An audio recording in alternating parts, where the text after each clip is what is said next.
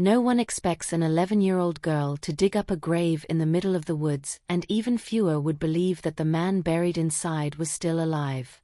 That evening in a quiet, forgotten corner of West Virginia, Willa Mae Harper wandered near the edge of the forest like she had done 100 times before.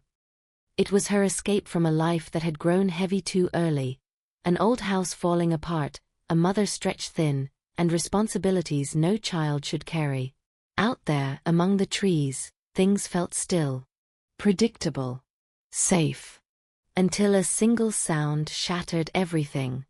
The gunshot didn't echo like distant hunting fire. It was close, sharp, final. It sliced through the silence and left something cold behind. Willa froze where she stood, her heart slamming against her chest. Every instinct screamed at her to turn around and run, to pretend she hadn't heard it. But something else took hold, something stubborn, something that refused to look away. Step by step, she moved toward the sound. The forest thickened as dusk crept in, shadows stretching between the trees like fingers. Dry leaves crunched under her feet, too loud in the silence, forcing her to slow down, to breathe carefully, to listen. And then she saw it. A man in a black mask stood beside a freshly dug pit. His posture was calm, controlled, like someone finishing a routine task. A phone was pressed between his shoulder and ear as he spoke in a low, strained voice. At the bottom of the pit lay a body. Willa didn't understand everything at once, but she understood enough. She dropped behind a wide oak tree, pressing herself against the rough bark, barely daring to breathe. The masked man ended the call, slipped the phone away, and without hesitation began shoveling dirt back into the hole. Each heavy scoop landed with a dull, suffocating thud. He wasn't hiding evidence. He was burying someone alive. Time stretched painfully. Willa's fingers dug into the bark as nausea crept up her throat, but she didn't move. She couldn't. The man worked quickly, efficiently, as if he had done this before. Within minutes, the ground was flattened, the grave erased, leaving only disturbed soil and silence behind. Then he walked away. A dark blue car waited on a narrow dirt path. The engine started, low and rough, and the vehicle disappeared between the trees, leaving behind the fading smell of exhaust and something far worse. Proof that what Willa had just witnessed was real. She stayed hidden long after the sound was gone. Only when the forest swallowed every trace of him did she step out. Her legs trembled beneath her, but she forced herself forward. The patch of earth looked ordinary at first glance, but she could see it, the uneven surface, the loose dirt, the scattered leaves that hadn't settled naturally. And there, just beside it, something darker stained the ground. Willa dropped to her knees. She didn't think. She didn't plan. She just started digging. Her small hands tore into the cold, damp soil, scooping it away as fast as she could. Dirt packed under her nails, smeared across her skin, filled the air with the heavy scent of earth and decay. Her breathing grew uneven, but she didn't stop. She couldn't stop. Something deep inside told her that every second mattered. Then her fingers hit something. Not rock. Not wood. Fabric. She jerked back for a split second, fear crashing over her, but it passed just as quickly. If there was even the smallest chance, she had to keep going. She dug harder, faster, pulling away the dirt until a hand emerged. Peer.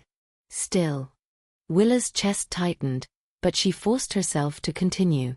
More soil came away, revealing a shoulder, then a face, ashen, unmoving, eyes closed. For a moment, the world seemed to hold its breath. Willa leaned closer, her own breath shaking as she hovered her hand near his mouth. There it was. Faint. Weak. But real. He was alive. Relief hit her so hard it almost knocked the air from her lungs. Whoever this man was, whatever had happened, he wasn't gone yet. And that meant there was still time. But not much. Willa staggered to her feet and turned toward home, her heart pounding harder than ever before. The forest that once felt familiar now seemed endless, every branch clawing at her, every shadow closing in. She ran anyway, pushing through the darkness, through the fear, through the weight of what she had just done. Because somewhere behind her, buried beneath the earth, a man was still breathing. And if she didn't get help fast, he wouldn't be for long. Willa Mae didn't slow down until the trees finally gave way to the narrow dirt path leading home. Her lungs burned, her legs shook, but she forced herself forward, driven by one terrifying truth. Somewhere behind her, buried under cold earth, a man was still fighting to breathe. She burst through the front door, covered in mud, eyes wide with something no child should carry. Lenora saw it instantly. Years of hardship had sharpened her instincts. She didn't need explanations to understand that something serious had happened. Within minutes, everything changed. The quiet, worn-down house that had always struggled in silence suddenly filled with urgency. Emergency responders arrived faster than anyone expected. Flashing lights cut through the darkness of the rural road, and the stillness of the countryside was broken by the sound of engines and hurried movement. Willa led them back into the forest, retracing every step, every turn, her memory clinging to the path like it knew there would be no second chance. They found the spot. The ground was still loose, the disturbance obvious under trained eyes. Shovels hit the soil with speed and precision, far different from the frantic digging of a child's hands. Within moments, the truth was uncovered again, the body pale and unmoving, buried beneath layers of dirt that had nearly become his grave. But this time, he wasn't alone. They pulled him out carefully, checking for signs of life, and what they found stunned even the most experienced among them. A pulse. Weak, uneven, but there. Breath, shallow and fragile, but real. The man had survived something he never should have. He was rushed away under flashing lights, leaving behind a shaken group of responders and a silent patch of forest that now held the weight of something far darker than anyone wanted to admit. At the hospital, the situation became even more unbelievable. The man was identified as Sterling Vaughn, a wealthy businessman known far beyond the small town he had been buried near. His injuries told a clear story, a gunshot to the chest, forceful enough to drop him instantly, yet somehow not fatal. Doctors quickly discovered why. Hanging from his neck was a dented gold pendant, crushed inward as if it had taken the full impact of the bullet. The metal had absorbed just enough force to keep the projectile from reaching his heart. A difference of millimeters had decided between life and death. Sterling regained consciousness hours later, disoriented and weak, his body still reeling from trauma. The pain was sharp, but the realization hit harder. He was alive when he shouldn't have been. Fragments of memory returned slowly, the evening walk, the sudden blow from behind, the masked figure, the forced digging, the cold barrel of a gun, and then darkness. Someone hadn't just wanted to hurt him. Someone had planned to erase him. The police moved quickly, but they had almost nothing to work with. No clear identity, no visible face, no witnesses, at least, none they knew of yet. Just a masked attacker, a blue vehicle, and a methodical attempt to make a man disappear without a trace. Meanwhile, Willa's life didn't return to normal, because normal no longer existed. The image of that night followed her everywhere. The sound of dirt hitting the body. The stillness of the man's face. The unbearable moment before she felt his breath. Even in her own home, surrounded by familiar walls, she couldn't escape it. Sleep became shallow and restless. Every shadow felt heavier. Every sound carried meaning. Lenora saw the change and understood what it meant. This wasn't just fear. This was the kind of memory that leaves a mark. And beneath that fear, something else began to grow. A realization. Someone out there had tried to kill a powerful man, had nearly succeeded, and had walked away believing the job was done. That person didn't know a child had seen everything. Didn't know that the grave hadn't stayed closed. But if they ever found out, the danger wouldn't be over. It would just be beginning. In the days that followed, the forest no longer felt like a place Willa Mae could remember without a chill running through her.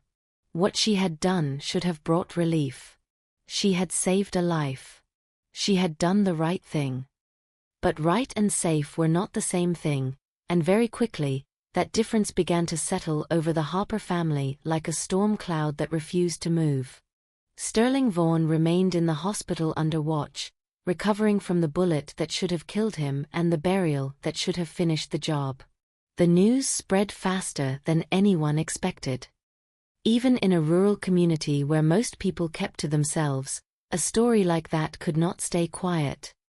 A wealthy businessman found alive after being shot and buried in the woods was the kind of thing that traveled from porch to porch, from grocery store aisles to church parking lots, gaining weight with every retelling. Some people called it a miracle.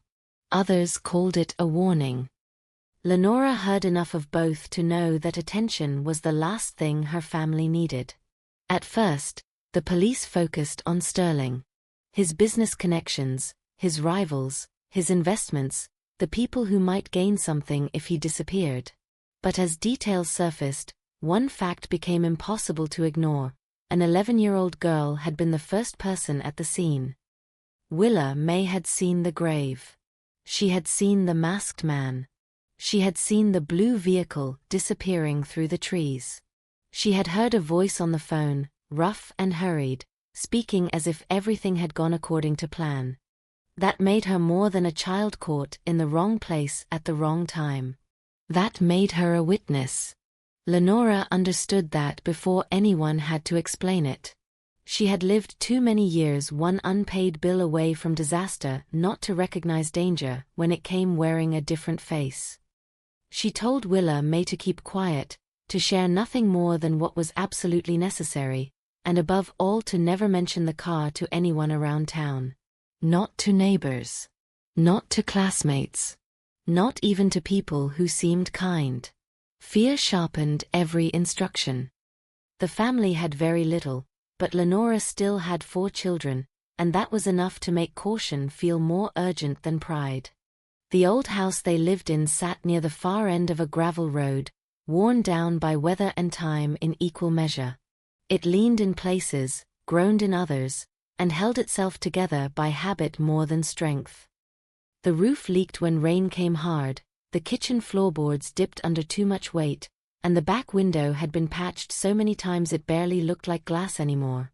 Poverty had its own smell there: damp wood, old fabric, weak heat, and the stubborn effort of survival.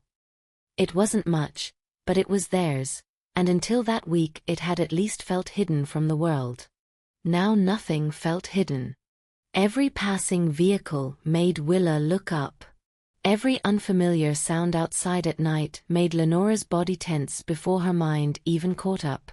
The younger children didn't fully understand what had changed, but they felt it anyway. They noticed the way their mother checked the locks twice. They noticed how Willa Mae stared too long out the window. They noticed that even when the house was quiet, no one seemed at ease inside it. Sterling Vaughn, meanwhile, could not stop thinking about the girl who had dug him out of the ground with her bare hands. He had built his life around control, strategy, and the careful management of risk. He understood numbers, leverage, timing, and pressure. But none of that helped him make sense of what had happened in that forest. Someone had intended to erase him completely, and if not for a child who refused to walk away, the world would already have moved on without him. The thought stayed with him harder than the pain in his chest. As soon as he was well enough, he pushed to learn more about the family that had saved him. The information came easily once he asked the right people. The name, the address, the conditions they were living in. By the time he left the hospital, gratitude had already turned into something heavier, an obligation he felt down to his bones. A few weeks later, a black SUV rolled down the broken road toward Lenora's house, looking so out of place it might as well have belonged to another world. Sterling stepped out and stood for a moment in silence, taking in the warped porch, the patched roof, the sagging fence, the tired structure that seemed to shrink under the gray sky. He had seen poverty in numbers before, in reports and charts and charitable briefings. Standing in front of it was different. It had a shape, a smell, a weight. Inside, the house was colder than he expected. The walls carried years of strain. The appliances looked one hard winter away from giving up completely. The children's belongings were few, carefully used, and stacked with the kind of discipline that comes from never having extras. Willa Mae sat stiffly when she saw him, her face caught somewhere between recognition and unease. Lenora stood near her like instinct itself, grateful but guarded, every part of her making it clear that help always came with risk. Sterling thanked them the only ways he knew how at first. He brought money, food, boxes of essentials, clothes for the children, things that could immediately ease the pressure squeezing that household from all sides. Lenora accepted some of it because refusing would have meant choosing hunger over pride, and she had children to think about. But even while she thanked him, the fear in her never loosened. If anything, his presence made it worse. Because the more connected they became to him, the more visible they became to whoever had tried to kill him. Sterling asked Willa Mae if she remembered anything else. Anything at all. Any detail that seemed small. He was looking for a crack in the darkness, something police had missed, something memory might still be hiding. Willa tried. She replayed the night over and over, each fragment coming back like cold rain. The mask. The dirt. The body in the grave. The blue shine of the car. The hoarse voice saying something that stuck with her not because she understood it then, but because it sounded final. Something had ended for someone that night, and something else had been set in motion. Sterling listened closely. He thanked her again. He promised to be careful. But promises did not make Lenora feel safe. The days passed, and small signs began to shift the air around the house from fear to dread. Once, a car slowed near the property and kept moving. Another night, Willa noticed footprints near the side of the porch that didn't belong to anyone in the house. The family dog from 2 homes down barked for nearly an hour after midnight, the kind of barking that meant a stranger was nearby. None of it proved anything. None of it was enough to bring the police running. But taken together, it pressed against Lenora's nerves until sleep became little more than waiting for morning. Then Sterling sent more help. A transfer appeared. Supplies arrived again. Groceries enough to fill shelves that had spent years half empty. It should have felt like relief, and part of it did. The younger children lit up at the sight of treats they rarely saw. For one brief afternoon, the house even felt warmer, not because of heat, but because need had loosened its grip for a moment. Lenora hated how grateful she felt. Because beneath that gratitude was certainty. Someone out there had not finished what they started. And then, one night, the certainty became fire. Lenora woke before she understood why.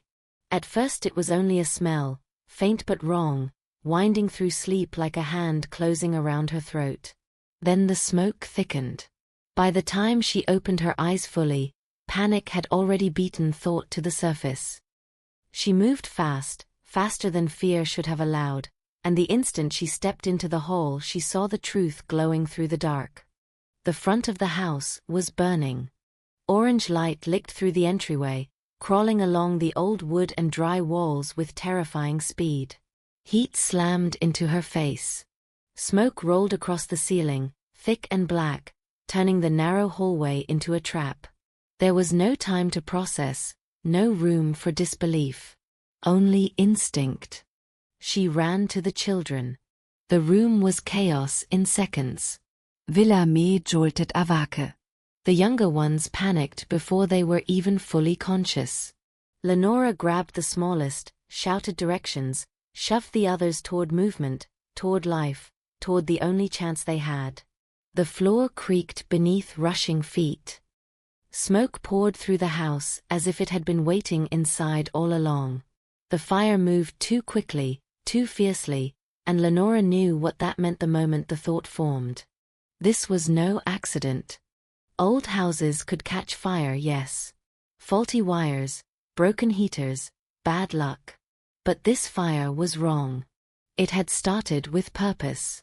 It was cutting off the front of the house, driving heat inward, forcing panic, closing exits before anyone had time to think. Someone wanted them trapped.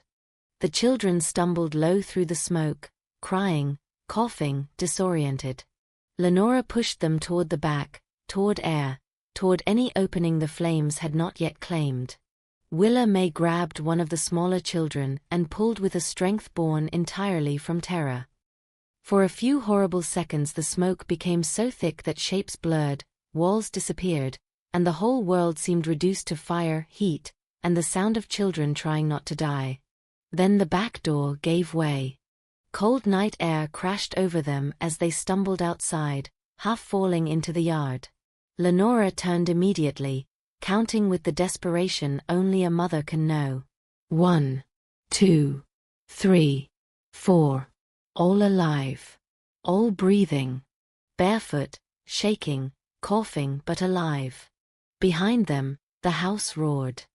Flames burst through the roofline and consumed the old structure as if it had been soaked in hatred. Neighbors came running. Lights turned on across the road. Someone called for help.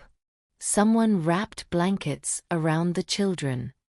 Someone pointed at the blaze and kept repeating that it had gone up too fast, far too fast. Lenora stood there in the freezing dark with soot on her face and her children pressed against her, and she watched everything they owned vanish in front of her. Their clothes. Their papers. Their beds. Their few treasured things. The scraps of stability they had spent years protecting.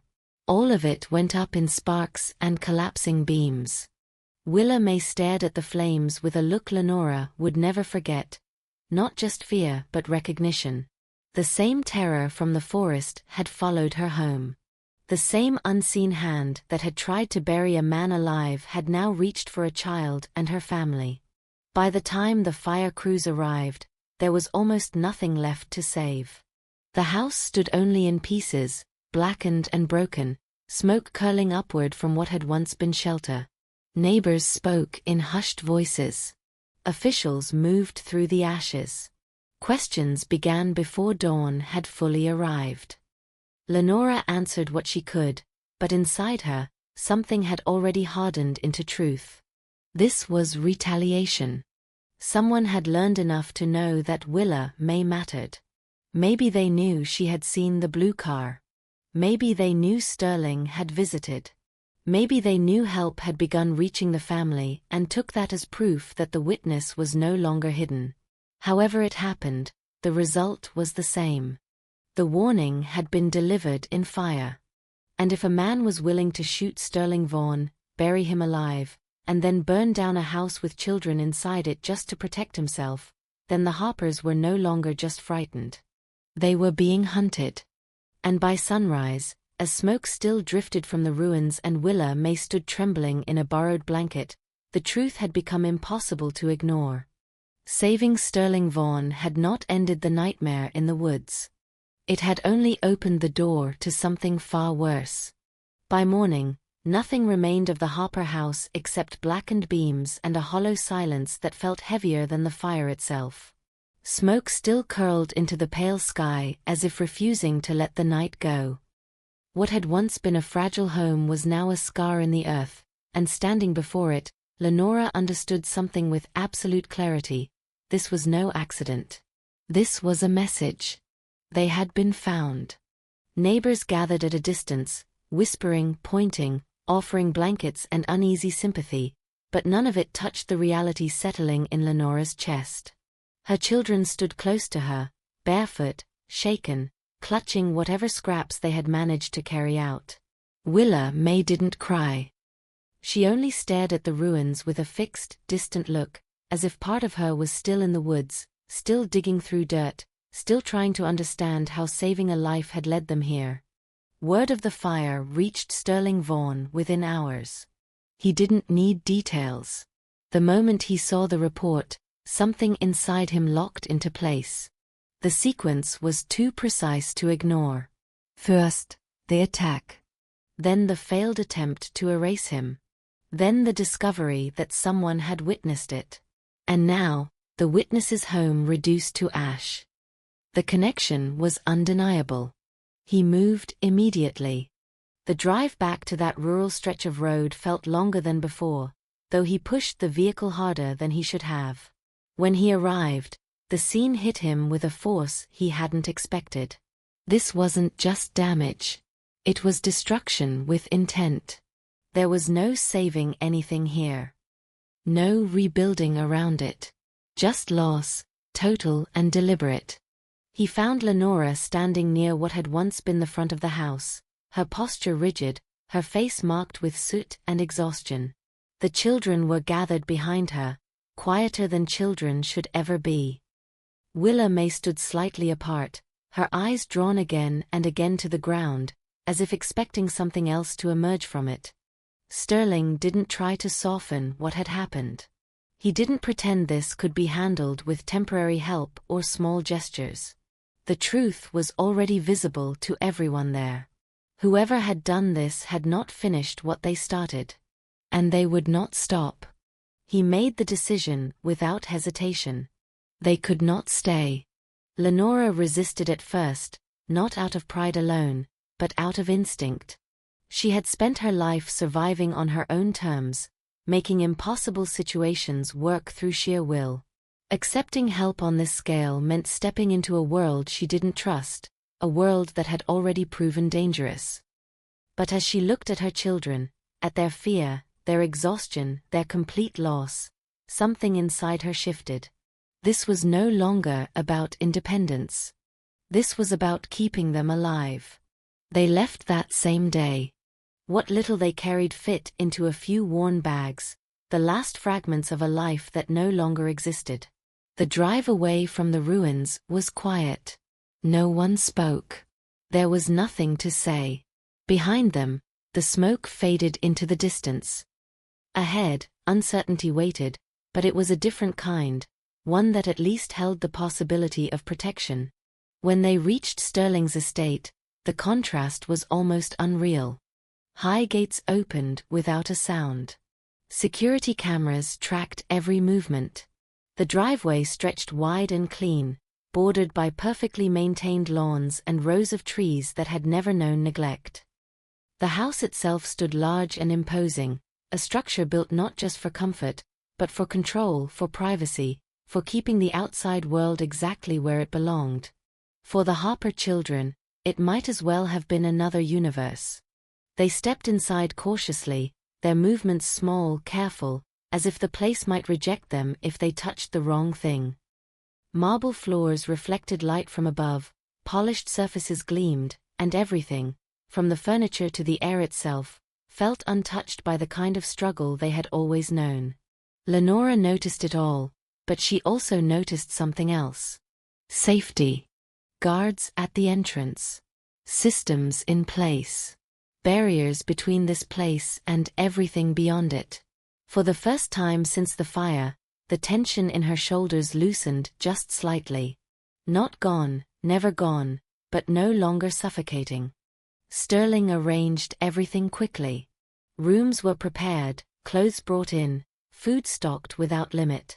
The children were given spaces of their own. Beds they didn't have to share, blankets that were clean and warm, doors that closed properly. It should have felt like relief, and for the younger ones, it did. They explored cautiously at first, then with growing curiosity, touching things they had never imagined owning, stepping into a version of life they had only ever seen from far away. But Willa Mae didn't relax. Not fully. She moved through the house with the same awareness she had in the forest, her eyes always noticing, always searching. The walls were thick, the gates were strong, but the memory of that night had taught her something no child should know, that danger didn't always come from outside. It could be planned. It could be patient. It could be closer than anyone expected. Sterling watched her more than the others. He saw the difference in her. Saw the way she carried what had happened, not as a single moment, but as something still unfolding. He knew she held pieces of the truth that no one else had, details that might not seem important yet, but could matter later. And he also knew something else. The attack on him had not been random. It had been calculated. That meant the person behind it had resources, knowledge, and a reason strong enough to risk everything. That kind of person didn't stop after one failure. Days passed, and the house began to change. Laughter returned in small bursts from the younger children. Routines started to form. Meals were shared. Even Lenora, despite her caution, found moments where the constant edge of fear eased. For brief stretches of time, it almost felt like they had stepped out of the nightmare. Almost. Because underneath it all, something remained unresolved. The police still had no answers. No suspect. No clear direction. The masked man was still just that, a shadow without a name. And the blue car, the one detail Willa Mae had seen clearly, had yet to lead anywhere. Sterling began to retrace everything. His business dealings. His recent decisions. The people who might have been affected by them. He went back through conversations, meetings, agreements that had changed or collapsed. One in particular stood out, a deal worth more than most people could comprehend, one he had personally shut down at the last moment. At the time, it had seemed like the right decision. Now, it felt like the beginning of something far more dangerous. The thought stayed with him, growing heavier each day. Because if the attack had been about money, about power, about control, then it wasn't just a crime. It was a message to him. And now, by saving his life, Willa Mae and her family had become part of that message. One night, as the estate settled into quiet, Sterling stood alone, looking out over the grounds, the security lights casting long shadows across the perfectly kept landscape. Everything appeared calm, controlled, untouched. But he knew better. Somewhere out there, the person who had tried to bury him alive was still free. Still watching. And now, no longer in the woods, no longer hidden by distance or silence, the danger had followed them into a place that was supposed to be untouchable. Which meant one thing. This wasn't over. Not even close. The calm inside Sterling Vaughan's estate did not break all at once.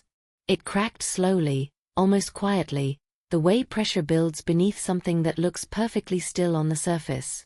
For days, nothing seemed out of place. The gates remained secure, the cameras active, the routines predictable. But beneath that order, something was shifting. Something that had been waiting for the right moment to reveal itself. That moment came when everything nearly fell apart. The tension had been building long before it showed. Sterling had been revisiting every decision he made in the weeks before the attack, tracing conversations, agreements, and financial moves that could have created motive. One deal stood above the rest, a massive corporate transaction he had cancelled at the last second, despite months of preparation. The fallout had been significant, but at the time, he believed it was the correct choice. Now it no longer felt like just business. It felt personal. At the same time, Willa Mae carried her own fragments of memory, pieces she didn't fully understand but couldn't forget. The forest. The grave. The voice. It stayed with her more than anything else. Not just what was said, but how it sounded. Rough. Controlled. Familiar in a way she couldn't explain. She tried to push it away, to focus on the safety around her, the new life unfolding inside the estate. But memory doesn't disappear when ignored. It waits. It sharpens. And when the right moment comes, it rises. That moment came during a dinner that was meant to be ordinary. Sterling's family arrived that evening, bringing with them a presence that immediately changed the air inside the house. Wealth, status, expectation. All of it filled the space before a single word needed to be spoken.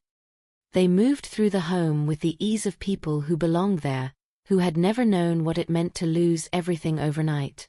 For Lenora and her children, the contrast was impossible to ignore. They sat at the table, surrounded by polished surfaces and quiet judgment, feeling every difference in background, in experience, in the way they carried themselves.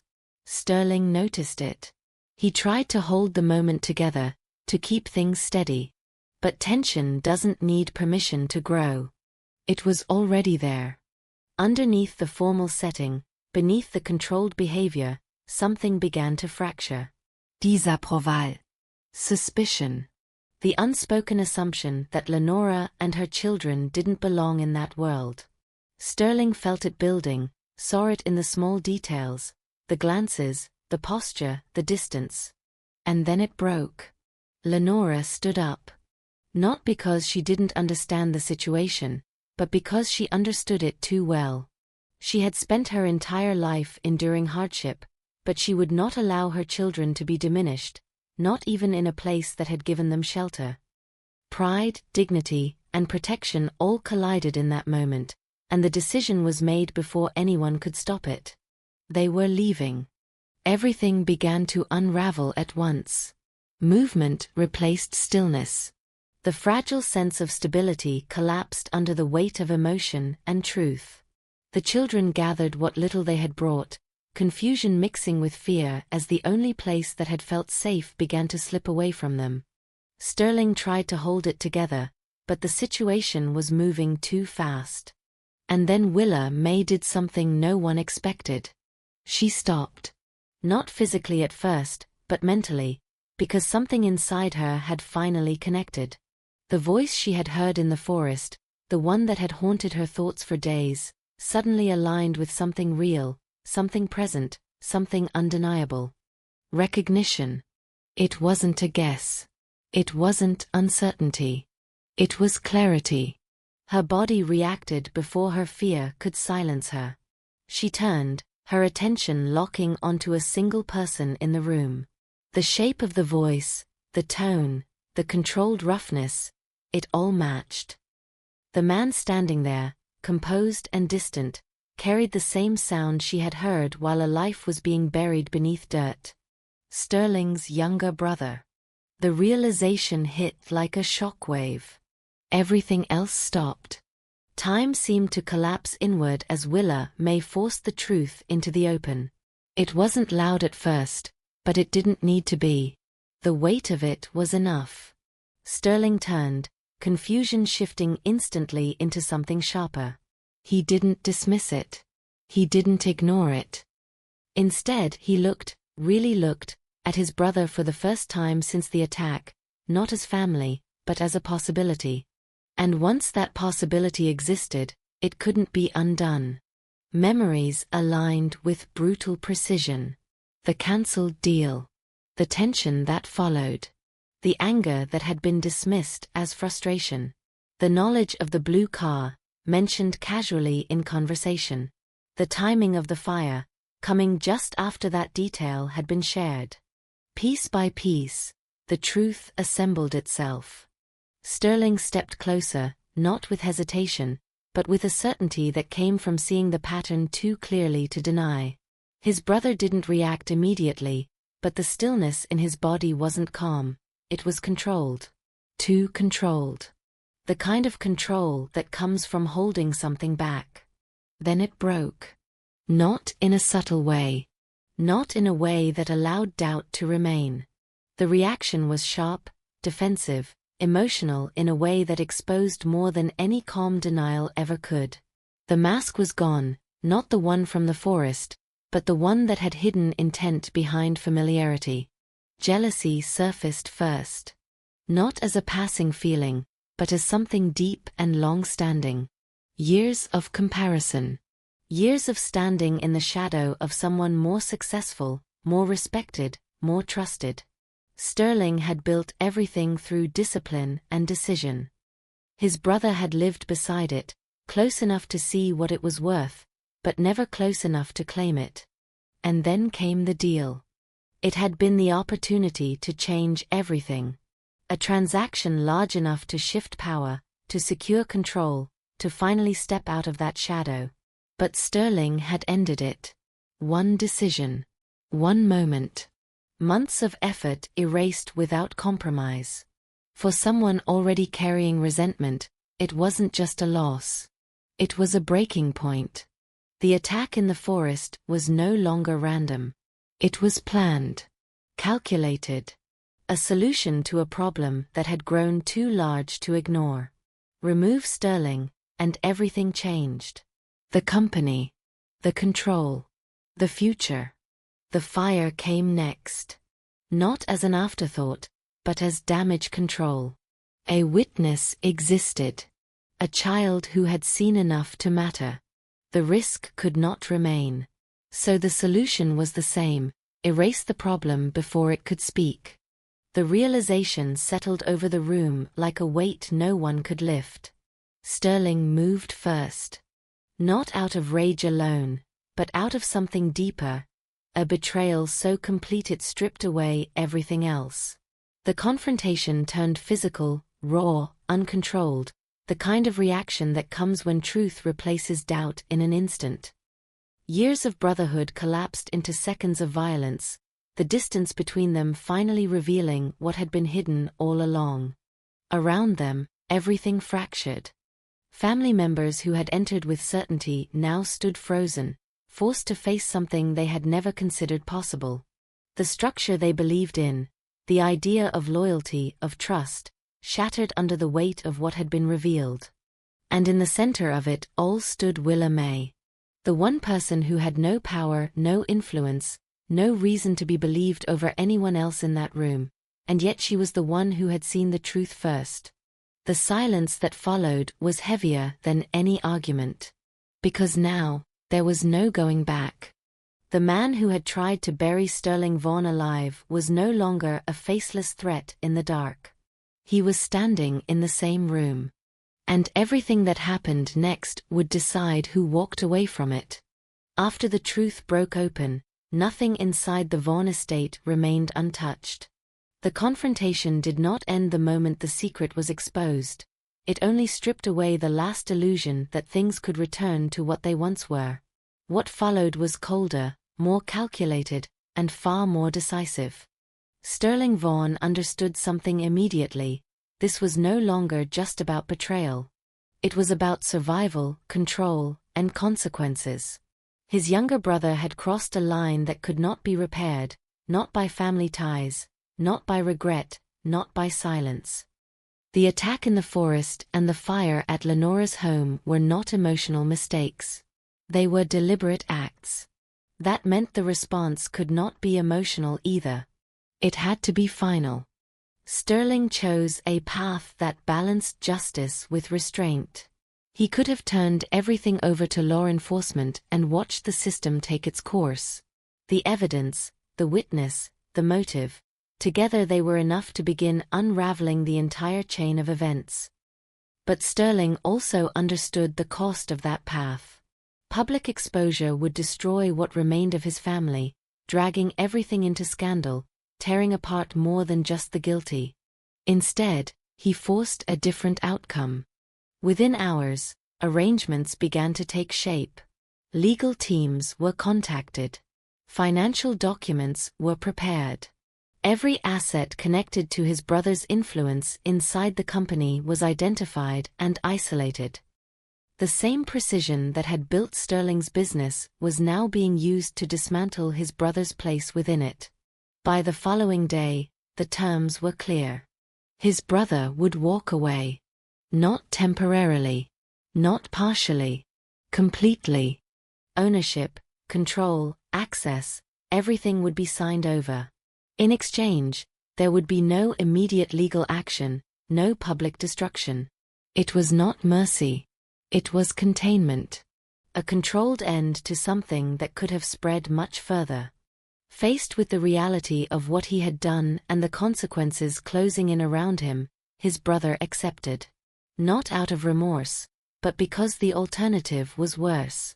The anger remained, the resentment still burned, but it no longer had power. He left with money. Sterling stayed with everything else. The company was secured. The internal threat was removed. The man who had once stood beside him was now gone, reduced to distance and silence. Rumors would surface later, of relocation, of disappearing into another country, of starting over somewhere far from the life he had tried to steal, but none of it mattered anymore. For Sterling, the chapter was closed. But the story did not end there. Back inside the estate, the shift was slower, more human, and far more meaningful. The danger that had once followed Lenora and her children began to fade, not instantly, but steadily. Security tightened. Systems reinforced. The invisible pressure that had hung over every movement, every thought, every night began to loosen. For the first time since the fire, they could breathe without waiting for something to go wrong. The children adapted first. What had once felt like a foreign place became familiar through repetition. The wide halls no longer intimidated them. The rooms became their own. Laughter returned, not cautious, not forced but real. It echoed through spaces that had once been silent, filling the estate with something it had been missing long before they arrived. Life. Willa Mae changed in a quieter way. The fear did not disappear, but it transformed. What she had seen, what she had done, what she had revealed, those things stayed with her, shaping her in ways that could not be undone. But alongside that weight came something else. Strength. Clarity. The understanding that even in the darkest moment, her choice had mattered. She had acted. And because of that, everything that followed became possible. Lenora carried her own shift. For most of her life, survival had meant endurance. Holding things together with whatever she had, never expecting more, never trusting that stability could last. Now, standing in a place built on certainty and protection, she faced something unfamiliar. The possibility of staying. At first, she resisted it. Pride, habit, and fear of dependency held her back. But over time, something softened. Not because she forgot where she came from, but because she saw what her children were becoming in this new environment. Safer, calmer, allowed to be children in ways they never had before. And she saw Sterling. Not as a distant figure of wealth, but as someone who had chosen responsibility when he could have chosen distance. Someone who had not turned away when things became complicated, dangerous, or inconvenient. That mattered more than anything he could provide materially. Their connection grew in the quiet spaces between everything that had happened. Late evenings. Shared silence. The absence of pressure. It wasn't built on promises or declarations, but on presence. On the understanding that both of them had seen the worst of what people could do, and still chose to move forward differently. Months passed. The estate no longer felt like a temporary refuge. It became something else entirely. A place where routines formed naturally. Where the past still existed, but no longer controlled every decision. Where the sound of children playing replaced the echo of fear. Sterling stood one evening near the window of his study, looking out over the grounds as the sun dipped low, casting everything in warm light. The same place that had once felt empty now held meaning. Movement. Connection. Behind him, the door opened softly. Lenora stepped in, no longer hesitant, no longer uncertain in her place there. The distance that had once defined everything between them was gone. In its place was something steady, something real. Outside, the children moved across the lawn. Willa Mae ran ahead, her steps lighter now, her laughter carrying across the open space. The others followed, their voices overlapping, filling the air with energy that had nothing to do with fear anymore. Sterling watched them for a long moment. Everything that had been taken from them, the house, the safety, the certainty, had been replaced with something they had never expected to find. Not through chance. Not through luck. Through choice. Willa Mae had chosen not to walk away. Lenora had chosen to trust when it mattered most. And Sterling had chosen to stand between them and the danger that followed. What remained was not just survival. It was something stronger. A family built not by blood, but by the moment everything could have ended, and didn't.